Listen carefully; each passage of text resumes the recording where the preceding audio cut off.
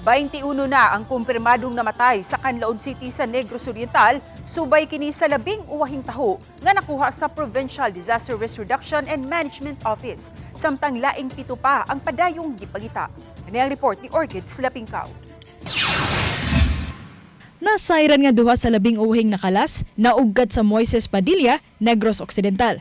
Gituuhang gianod sila sa kusog nga bulog sa baha sa Canlaon City. Sagad sa mga nakabsan sa kinabuhi, nalakip sa pagkaanod sa ilang mga panimay sa baha.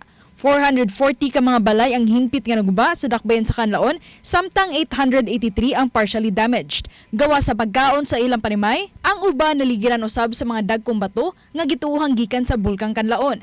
Matod sa pipila ka mga lumulupyo sa barangay Pula, Canlaon City, buhawi ang mibundak sa kilid nga bahin sa bulkang Canlaon. Kini ang gituhang tinubdan sa kusog nga baha nga nagdalagdag kong bato. Sa 11 uwahing taho sa PDRRMO, 1,794 ka mga mag-uuma ang naapektuhan sa bagyong Tino sa Canlaon City.